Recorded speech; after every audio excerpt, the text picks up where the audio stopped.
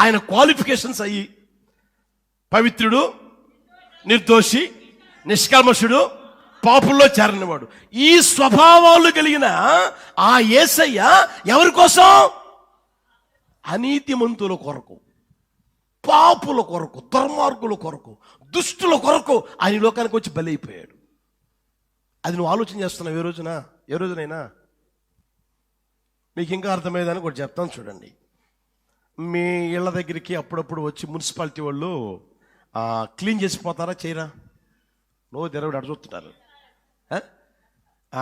మీ అక్కడ ఇంటి ముందు కాలువలు క్లీన్ చేస్తారు. తర్వాత ఒకవేళ డ్రైనేజీ అది ఉందనుకోండి, దాంట్లోకి దిగి కూడా అవి మొత్తం క్లీన్ చేసి వెళ్ళిపోతూ ఉంటారు. క్లీన్ చేసి అలా పైకి వచ్చినప్పుడు, మొత్తం క్లీన్ చేసినప్పుడు ఎట్టుంటాడు ఆకారం? ఎట్టుంటుంది చెప్పండి? ఆకారం ఒక రకంగా మారిపోద్ది. అతని దగ్గర అంత కంపు అవును కదా. ఇంట్లోకి రానిస్తావా? చెప్పరామండి. ఒకవేళ అలా అలా అలా నీ ఇంటి ముందుకు వచ్చి అమ్మా అని పిలిచి, అమ్మా అంత సబ్బు మొక్కి అమ్మా, అంత ఏదైనా పాత గొడ్డుంటే అమ్మా, కాస్త అదిగో బోరింగ్ దగ్గర నీళ్ళు కొట్టుకుని స్నానం చేసి పోతాను, కడుక్కుని పోతాను అని అంటే, ఇంట్లోకి వెళ్ళి బీరువాలో పెట్టుంటావే కొత్త మైసూర్ శాండిల్ సోపు, అది ఒక సోపు ఒకటి, ఆ తర్వాత కొత్తగా ఉతికి పెట్టిన టవల్ ఒకటి తీసుకుని చోటికి ఇస్తావా? ఎందుకని?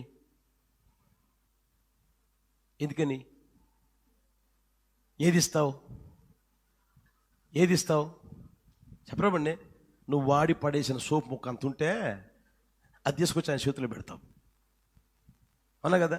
ఒకవేళ ఏదైనా గుడ్డ ఇవ్వమనంటే, పాత ఒక టవల్ ఏదన్నా ఇవ్వమంటే, అప్పటికే నువ్వు తుడిసి ఇల్లు తుడిసి, తర్వాత బీరువాలు తుడిసేసి అన్ని తుడిసేసి ఆడ పడేసి ఉంటావే, దాన్ని ఒకవేళ ఉతికి పెట్టి అది ఇస్తావు నీ చేతి, అయ్యా ఇదిగో తుడుచుకొని పో అని, అవునా కదా. అంటే అర్థం ఏంటి?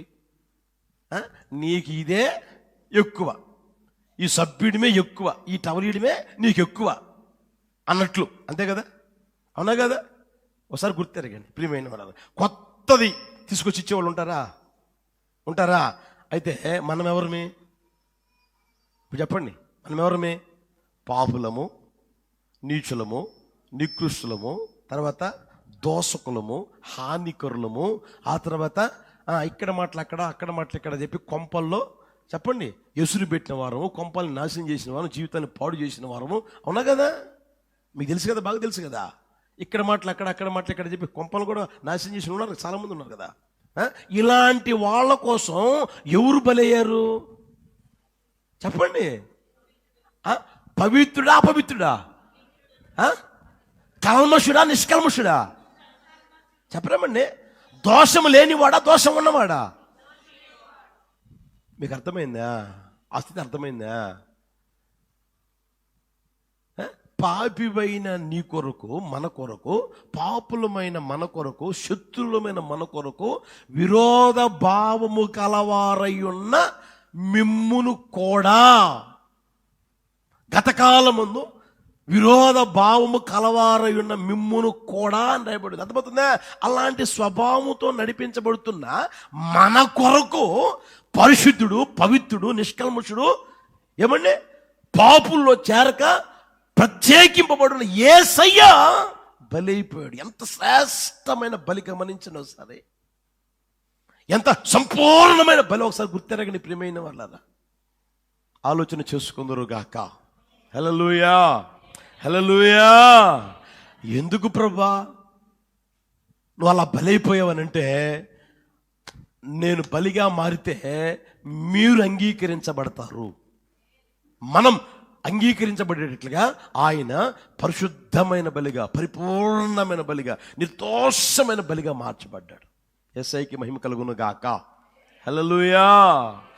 బలి చెల్లించే వస్తువు ఎలా ఉండాలంటే లోపము లేనిదిగాను, దోషము లేనిదిగాను, తర్వాత ఏమండి కల్మషము లేనిదిగాను, కలంకము లేనిదిగాను ఉండగలగాలి. అవన్నీ ఎవరిలో నజరేయుడైనా యేసయ్యలో. ఎందుకయ్యా అలా అర్పించబడ్డామంటే, మిమ్మల్ని అంగీకరించాలరా, నా ద్వారా మీరు అంగీకరించబడాలరా.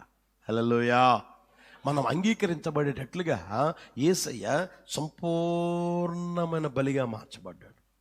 యేసయ్యకి మహిమ కలుగును గాక. ఇంకొక మాట గుర్తు చేసి ముగిస్తాం చూడండి. హెబ్రీ పత్రిక 10వ అధ్యాయం 11వ వచనం.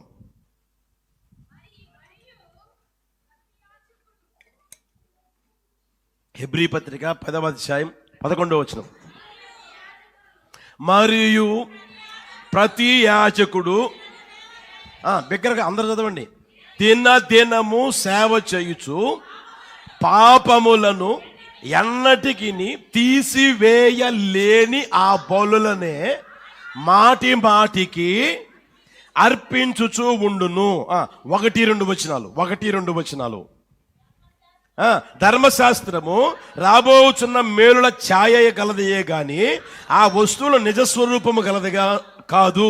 గనుక ఆ యాజకులు ఏటేటా ఎడతెగకుండా అర్పించు ఒక్కటే విధమైన బలులు వాటిని తెచ్చువారికి ఎన్నడూను సంపూర్ణ సిద్ధి కలుగు చేయ నేరవు. అలాగున చేయగలిగిన ఎడల సేవించు వారొక్కసారే శుద్ధపరచబడిన తరువాత వారి మనస్సాక్షికి పాప జ్ఞప్తి ఇకను ఉండదు, కనుక వాటిని అర్పించటం మానుదురు కదా. తలపైకెత్తండి. ఆ రోజుల్లో సేవ చేసే యాజకులందరూ ఏం చేస్తారయ్య అంటే, సేవ చేస్తూ ఉన్న ఆ పరిస్థితులలో ఏమండి, ఇశ్రాయేలు పాపం చేశారా? ఇశ్రాయేలు తప్పితం చేశారా? ఇశ్రాయేలు దేవునికి విరోధంగా ప్రవర్తించారా? అది తెలిస్తే వాళ్ళని యాజకుని దగ్గరికి తీసుకొని వస్తే యాజకుడు చెప్తే ఆ బలి చెల్లించేవాళ్ళు. వీడు మళ్ళా పోయి అవసరమైనప్పుడు పాపం చేసేవాడు, అవసరమైనప్పుడు అన్యాయం చేసేవాడు, అవసరమైనప్పుడు దుర్మార్గంగా బ్రతికేవాడు, అవసరమైనప్పుడు వాడి ఇష్టం అన్నమాట. అర్థమైందా? వెళ్ళడం, పాపం చేయడం, మళ్ళా వచ్చి అయ్యా నేను పాపం చేశానయ్యా, వెళ్ళడం, పాపం చేయడం, మరలా వచ్చి బలి చెల్లించడం, మళ్ళా వెళ్ళడం, పాపం చేయడం, మరలా వచ్చి బలి చెల్లించడం. ఈ రోజున కొన్ని సంస్థల్లో, కొన్ని చర్చిలో కూడా జరుగుతూ ఉంది ఈ పని. నేను అనకూడదేమో, పేరు చెప్పను. ఒక చర్చిలో ఎలాంటి జరుగుతుంది తెలిసిన, నువ్వు పోయి పాపం చేయి, ఏ పాపమైనా చేయి. అక్కడ ఒక ఆయన కూర్చుంటాడు, మధ్యలో తెర ఉంటుంది. ఆ తెర దగ్గరకు వచ్చేసి, నేను అక్రమం చేశాను, అన్యాయం చేశాను. ఏం చేశావు? పలానా అక్రమం చేశా, పలానా అన్యాయం చేశా, లంచం తీసుకున్నా, ఎంత తీసుకున్నా, పాపం చేశా. సరే, ఒక 5,000 కానుక పెట్టి వేసిపో, నీ పాపం పరిహారం అయిపోద్ది అని చెప్పేవాళ్ళు ఇప్పుడు కూడా ఉన్నారు. కొన్ని చర్చలు జరుగుతున్నాయి. మీకు తెలియాలి ఇక ఇవన్నీ. అర్థమవుతుందా? పాపం చేయడం, రావడం, బలి చెల్లించడం, వెళ్ళిపోవడం, మరలా పాపం చేయడం, మరలా రావడం, బలి చెల్లించడం, మరలా వెళ్ళడం, పాపం చేయడం. అర్థమవుతుందా? ఆ రోజుల్లో ఇదిలా జరుగుతూ ఉంటే ఆ మార్చుడు ఎలా రాశాడు? పాపములను ఎన్నటికి నీ తీసివేయలేని బలులనే మాటి మాటికి అర్పిస్తా ఉండేవాళ్ళట. అవి వారి మనస్సాక్షికి ఏమండి శుద్ధి చేయబడ్డం లేదు, మనస్సాక్షికి లేని జీవితం జీవిస్తా ఉన్నారు. వెళ్ళడం, పాపం చేయడం, మరలా వచ్చి మళ్ళీ ఏమండి, ఇప్పుడు మనలు ఉన్నారనుకోండి, హృదయం బగలగొట్టరంటే ఉదయం బగలగొట్టలేరు, కానీ ఒక 50 రూపాయలు కొబ్బరికాయ తెచ్చి పటాన బగలగొడతారు. అవునా లేదా? ఉన్నారు కదా, మన సోదరులు ఉన్నారు కదా. జీవితం మార్చుకోరా, జీవితం శుద్ధీకరించబడరా, పాపం మానరా అంటే అవి మాత్రం చేస్తానే ఉంటారు.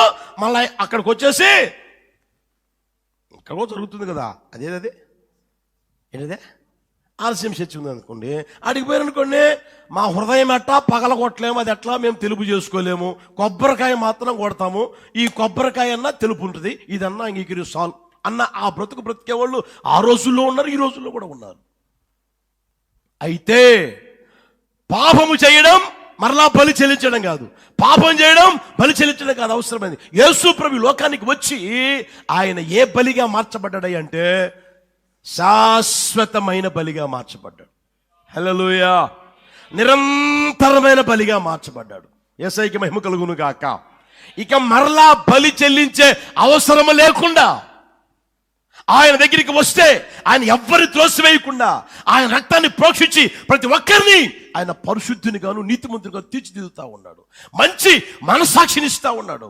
నా పాపములు క్షమింపబడి ఉన్నాయి, నన్ను యేసయ్య నీతిమంతునిగా తీర్చిదిద్దాడు, నన్ను ఆయన పరిశుద్ధిగా చేశాడు అన్న మంచి మనస్సాక్షి కలిగి జీవించగలిగేటట్లుగా యేసయ్య శాశ్వతమైన బలిగా మారిపోయాడు. హల్లెలూయా! నిరంతరమైన బలిగా మార్చబడ్డాడు.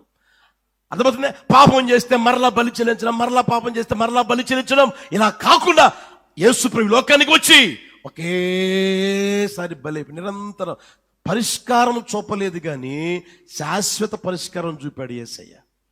హల్లెలూయా. పాపం చేశారా, బలి చెల్లించారా, మరలా పోయి పాపం చేశారా, మళ్ళీ బలి చెల్లించారా, అది పరిష్కారం మాత్రమే. అయితే యేసుప్రభు లోకానికి వచ్చే ఇక మరలా బలి చెల్లించకున్నట్లుగా ఆయనే శాశ్వతమైన బలిగా మార్చబడ్డాడు. యేసయ్యకి మహిమ కలుగును గాక.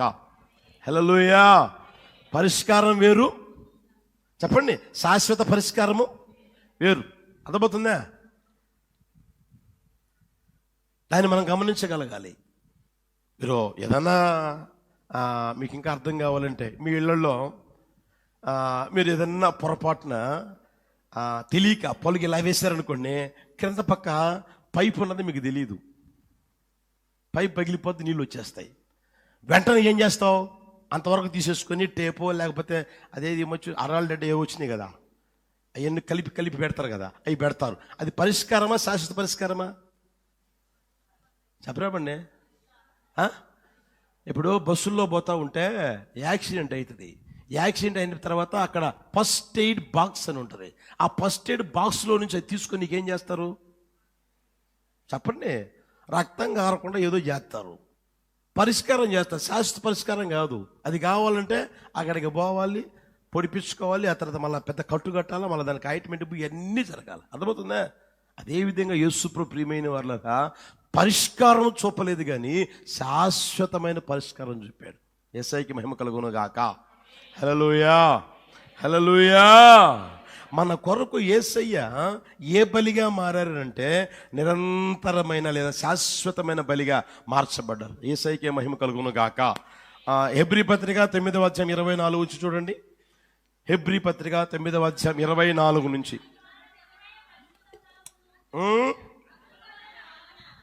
అందువలన నిజమైన పరిశుద్ధ స్థలమును పోలి హస్తకృతమైన పరిశుద్ధ స్థలములో క్రీస్తు ప్రవేశించలేదు, కానీ ఇప్పుడు మన కొరకు దేవుని సముఖమందు కనబడుటకు పరలోకమందే ప్రవేశించును. అంతేకాదు, ప్రధాన యాజకుడు ప్రతి సంవత్సరము తనది కాని రక్తము తీసుకొని పరిశుద్ధ స్థలములోనికి ప్రవేశించినట్లు ఆయన అనేక పర్యాయములు తన్ను తాను అర్పించుకున్నట్టుకు ప్రవేశించలేదు, కానీ అట్లైన ఎడల జగత్తు పునాది వేయబడినది మొదలుకొని ఆయన అనేక పర్యాయములు శ్రమ పడవలసి వచ్చును. అయితే ఆయన యుగముల సమాప్తి యందు తన్ను తానే బలిగా అర్పించుకుంట వలన పాప నివారణ చేయుటకై ఒక్కసారే ప్రత్యక్షపరచబడిను. మనుషులు ఒక్కసారి మృతి పొందవని నియమింపబడిను, ఆ తరువాత తీర్పు జరుగును. అలాగున్న క్రీస్తు కూడా అనేకుల పాపను భరించుటకు ఒక్కసారే అర్పింపబడి తన కొరకు కనిపెట్టుకొని ఉండు వారి రక్షణ నిమిత్తం పాపము లేకుండా రెండవసారి యేసయ్యకి మహిమ కలుగును గాక. హల్లెలూయా. పాపం చేస్తే మళ్ళా బలి చెల్లించడం, పాపం చేస్తే మళ్ళా బలి చెల్లించడం అంటే యేసుప్రభు ఇప్పటికి ఎన్నిసార్లు పోయి ఉండాలో. అయితే అవన్నీ కాకుండా శాశ్వతమైన పరిష్కారం చెయ్యాలి అని యేసయ్య లోకానికి వచ్చే తన్ను తానే బలిగా అర్పించు. ఎలా అంటే శాశ్వతమైన బలిగా, నిరంతరమైన బలిగా అర్పించుకున్నాడు. యేసయ్యకి మహిమ కలుగును గాక. హల్లెలూయా, హల్లెలూయా. దాని ద్వారా ప్రియమైన వాళ్ళరా మనం పరలోకములో ప్రవేశించగలిగే గొప్ప భాగ్యం మన గురించాడు. హల్లెలూయా. అందుకని మీరు చూడండి, యేసయ్య గారు రాసిన పాటలు కూడా, మన ప్రధాన యాజకుడు మనకంటే ముందుగా, మన ప్రధాన యాజకుడు మనకంటే ముందుగా వెళ్ళెను. యేసు రక్తము రక్తము రక్తము, యేసు రక్తము. లేచి నిలబడండి, అందరూ లేచి నిలబడండి. యేసు రక్తము రక్తము రక్తము, యేసు రక్తము రక్తము రక్తము, అమూల్యమైన రక్తము మైన రక్తము.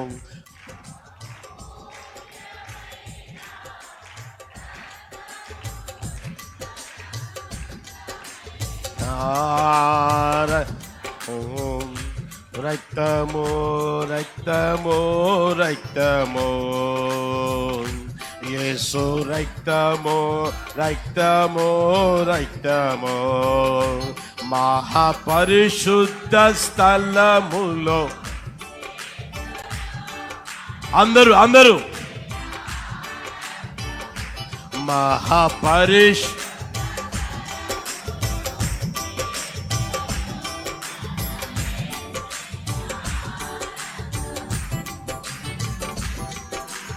యాజకుడు మన కంటే ముందుగా వెళ్ళెను మన ప్రధాన మన కంటే ముందుగా వెళ్ళెను యేసు రక్తము రక్తము రక్తము యేసు రక్తము రక్తము రక్తము అమూల్య నిష్కళంకమైన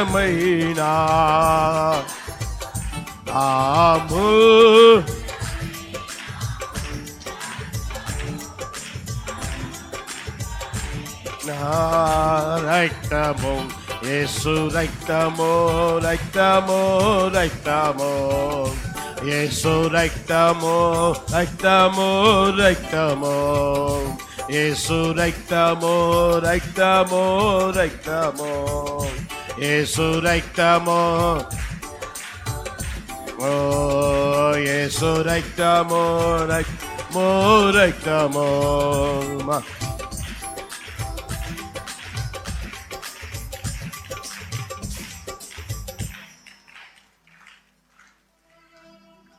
Praise, hallelujah, hallelujah, hallelujah.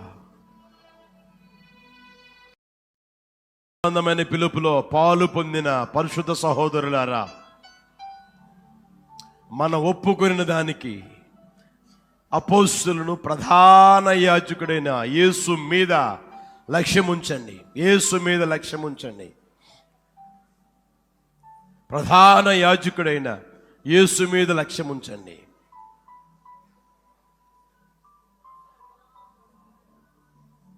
ప్రధాన యాజకులు చాలా మంది ఉన్నారు ఆ రోజుల్లో.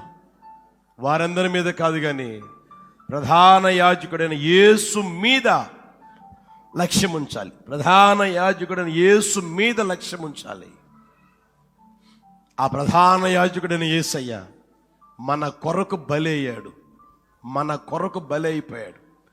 ఏ బలిగా మార్చబడ్డాడు, ఏ బలిగా అయ్యాడు అని దేవుని వాక్యంలో ప్రభు మనకు తెలియజేశారు. ప్రియమైన వాళ్ళ ఆయన వాగ్దానము చేయబడిన బలిగా మారాడు.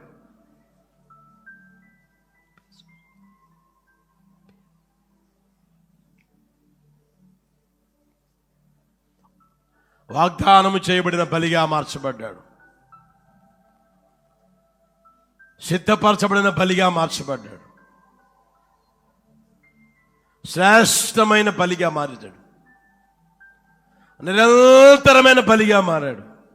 ఆలోచించు సహోదరుడా, సహోదరి. ప్రైజ్, హల్లెలూయా, హల్లెలూయా, హల్లెలూయా. ఆ బలిగా మార్చబడ్డాడు కనుకే ఆ రక్తం మనకు రక్షణ కలుగు చేసింది.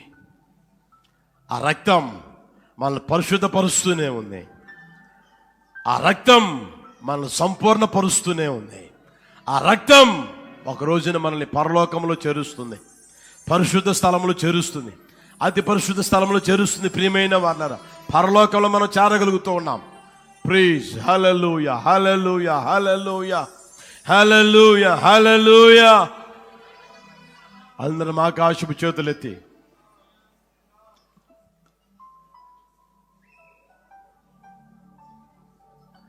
అందరం ఆకాశపు చేతులెత్తి అందరం తీర్మానంతో ప్రార్థన చేసుకుందామా? మన కొరకు ఆయన బలైపోయాడు. ఏ బలిగా అంటే వాగ్దానము చేయబడిన బలిగా, సిద్ధపరచబడిన బలిగా, శ్రేష్టమైన బలిగా, సంపూర్ణమైన బలిగా, అంత మాత్రమే కాదు నిరంతరమైన బలిగా మార్చబడ్డాడు. ప్రైజ్ హల్లెలూయా, హల్లెలూయా, హల్లెలూయా. ఆ రక్తము ద్వారానే ఈ రోజున నిన్ను నన్ను కొన్నాడు, విలువ పెట్టి కొన్నాడు. విలువ లేని మనకు విలువ కలుగు చేశాడు. ప్రియమైన వారలారా, అంత మాత్రమే కాదు, ఆయన మనల్ని సిద్ధపరుస్తూనే ఉన్నాడు, మనల్ని పరిశుద్ధపరుస్తూనే ఉన్నాడు. మనం పరలోకములో చేర్చగలిగేటట్లుగా ఆ బలిగా మారాడు. ప్రియమైన వారలారా, అందరం ఆకాశపు చేతులెత్తి తీర్మానంతో ప్రార్థన చేసుకోగలమా? అందరూ ప్రార్థన చేసుకోగలరా? అందరం ప్రార్థన చేసుకుందాం. స్థితిలో ఉన్నారు అటు వారందరూ కూడా రక్షణ పొంది నీ తట్టు తిరిగినట్లుగా పరిశుద్ధాత్మదేవ దైత్యం మీరు కార్యాన్ని చేసి మహిమను పొందండి స్వామి. మీకు స్తోత్రం నాయనా. సర్వశక్తి కలిగిన తండ్రి నీకు స్తోత్రం నాయనా. ఉప్పు సారము కలిగి ఉండాలని ప్రభా అయ్యా మీరు సెలవిచ్చి ఉన్నారు తండ్రి. నీకు స్తోత్రం నాయనా. సర్వశక్తి కలిగిన తండ్రి నీకు స్తోత్రం నాయనా. ముందుగా సిద్ధపరచబడినటువంటి అయ్యా నీకు స్తోత్రం బలిగా మీరు మా కొరకు అయ్యా దిగివచ్చి ఉన్నారు తండ్రి. అందుని బట్టి కృతజ్ఞతాస్తుతులు చెల్లిస్తున్నావు నాయనా. దయగలిగిన తండ్రి నీకు స్తోత్రం నాయనా.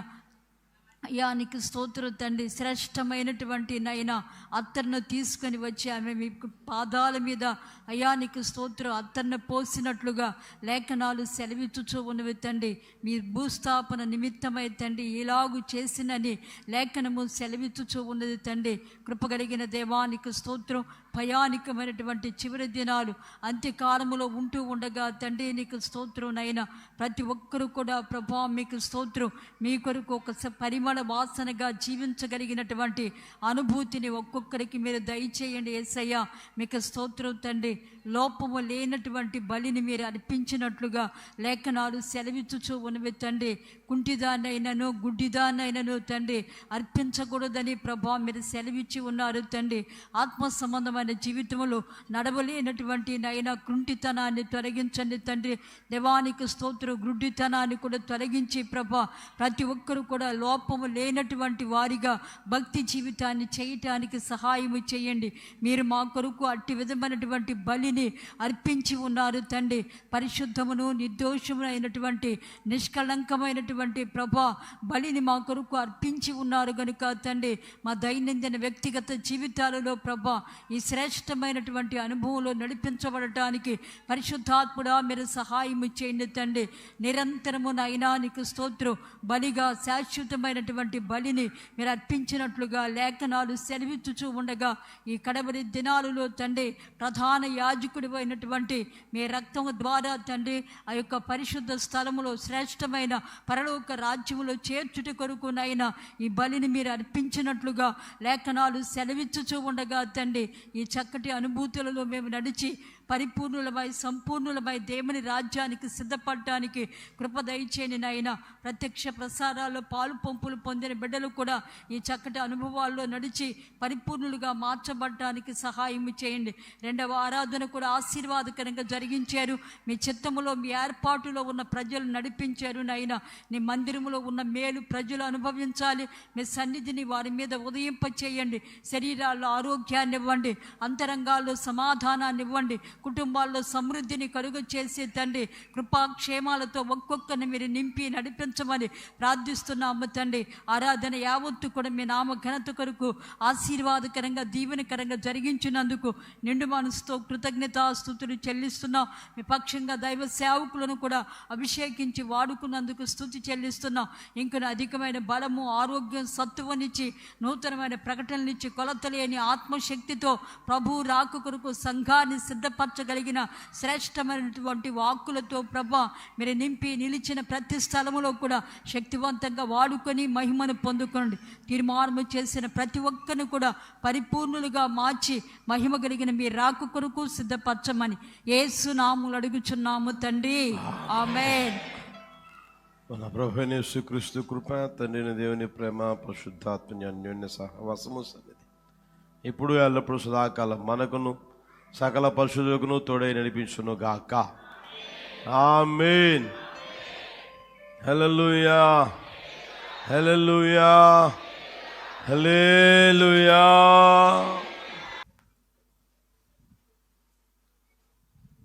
కీర్తన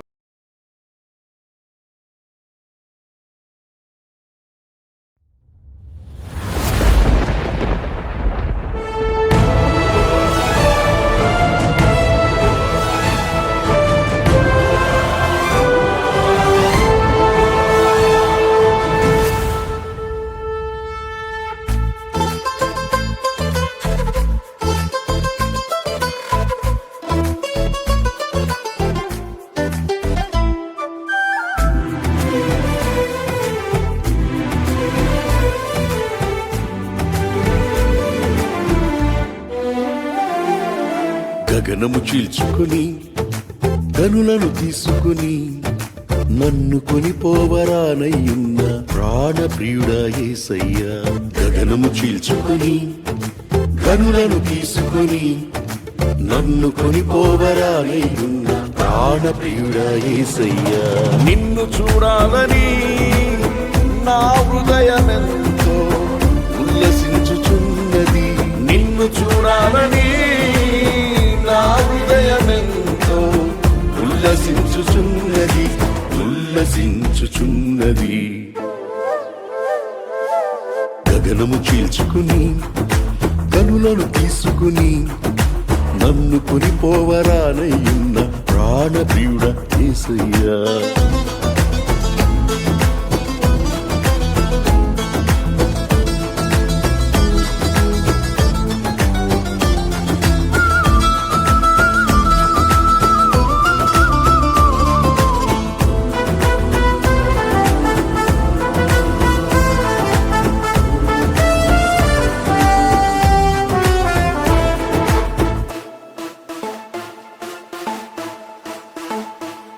నీ దయా సంకల్పమే నీ ప్రేమను పంచినది. నీ చిత్తమే నాలో నెరవేరుచున్నది. నీ దయా సంకల్పమే నీ ప్రేమను పంచినది. నీ చిత్తమే నాలో నెరవేరుచున్నది. పవిత్రురాలైన కన్యకగా నీ ఎదుట నేను నిలిచెదను.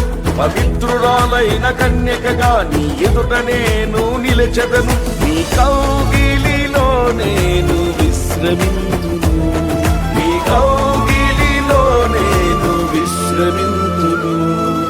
గగనము చీల్చుకొని కనులను తీసుకొని నన్ను కొనిపోవరానయ్యున్న ప్రాణప్రియుడా యేసయ్యా.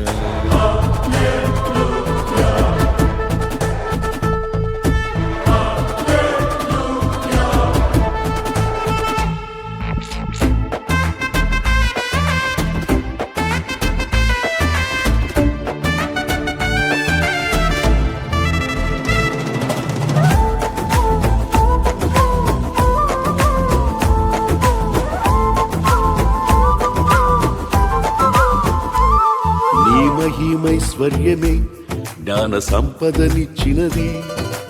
మర్మమయున్న నీవలె రూపించుచున్నది. ఈ మహిమైశ్వర్యమే జ్ఞాన సంపదనిచ్చినది. మర్మమయున్న నీవలె రూపించుచున్నది. కళంకములేని వధువునై నిరీక్షణతో నిన్ను చేరదను. కళంకములేని వధువునై నిరీక్షణతో నిన్ను చేరదను. యుగ యుగాలు నీతో ఏలెదను. యుగ యుగాలు నీతో ఏలెదను. గగనము చీల్చుకొని కనులను తీసుకొని నన్ను కొనిపోవరానయ్యున్న ప్రాణప్రియుడా యేసయ్యా.